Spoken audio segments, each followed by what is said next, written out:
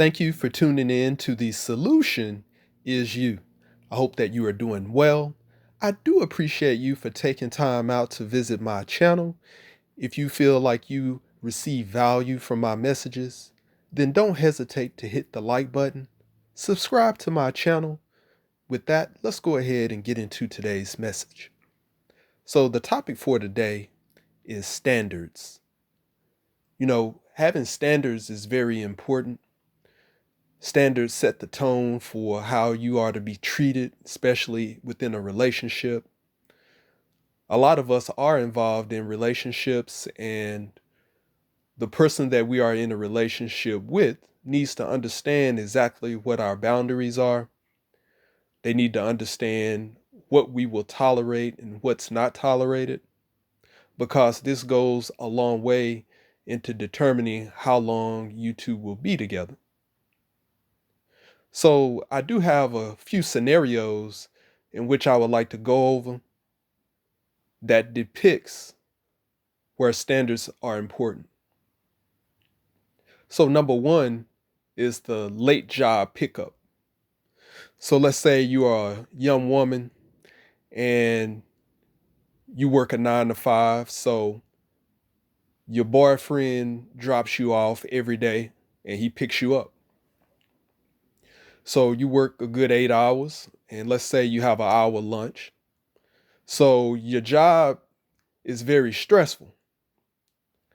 So this is one of those type jobs where you really hesitate about getting up in the mornings, because once you get to that job, it's just going to be really dreadful.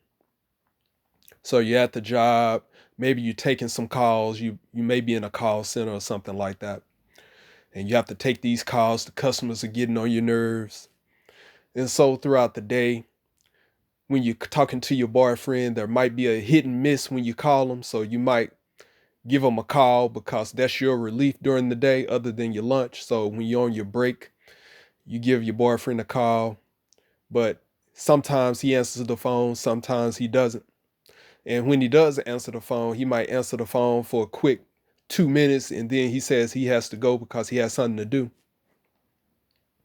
But he's really sitting at home with no job. So when your shift ends, your boyfriend is supposed to be out waiting on you. So as soon as you come out, you're supposed to be able to jump right inside of the car and you two take off. So your shift is about to end. You already got your time clock pulled up. And so as soon as it hit 5 o'clock, you go ahead and hit that time punch. So you gather your things, you hit the restroom real quick, and you're on your way out because you know your man is out there waiting on you. So as soon as you get outside from the restroom, everybody else is getting inside of their car and done pulled off. And so the joint is almost empty because you've been waiting out for about 20 minutes and you've been calling your boyfriend to see where he's at. Your boyfriend wasn't answering the phone for the first 10 minutes, and then another 5 minutes in that you've been waiting, he finally calls you back and say, "Oh, I'm in traffic. It's probably going to be another 20 minutes. So now while you're on the phone, you got people saying, "Girl, are you all right? You need a ride?" You even have a couple of guys asking if you all right and whether or not they need to take you home. So you're like, "Nah, my boyfriend's on the way," or whatever. So each of you who have boyfriends probably has been in this situation at least once sometime in your life, where you have the boyfriend that is never reliable. He kind of picks you up when he gets ready, or he doesn't have any sense of time and not very proactive. This would definitely be a time in which you have to enforce standards. Number two is roommate romance. So this is where you're a guy and you have a girlfriend and y'all been going out for about a year. So y'all are pretty solid. Y'all do everything that couples should do. You go to the movies and you spend a lot of time together. You even know each other's parents. But for some reason, as a man, your woman has convinced you that she needs to operate from a different room in the house. So you can be in one room and she'll take up residence in another room. And these rooms are in the same house, but just different sides of the house. And so in her room, this gives her plenty of space to talk to different guys and to have different people calling her phone. Sometimes it may be her girlfriends, and then at other times it may be some male friends that she has. So she's convinced you that this is all just conversation and it's just all innocent, and that you have the freedom to do the same thing. So instead of you putting your foot down, you are siding with her and saying that it's okay for you to have this type of relationship. Now you really love this girl, and although you have the same opportunity, you're not feeling this because it's not the same.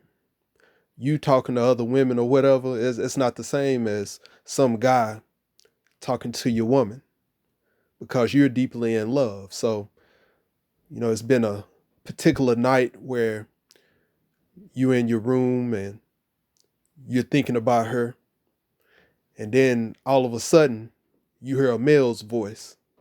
So it's about 9 p.m. So you're in your room and you're chilling, maybe you're watching a movie, and then you hear a guy's voice. Sounds like he's inside of the house. And so you hear your girl, she's over there laughing. Seems like she having a wonderful time. And then all of a sudden things get very quiet for about an hour and a half or 2 hours. And after your movie has went off, you hear a guy's voice and you hear the door close.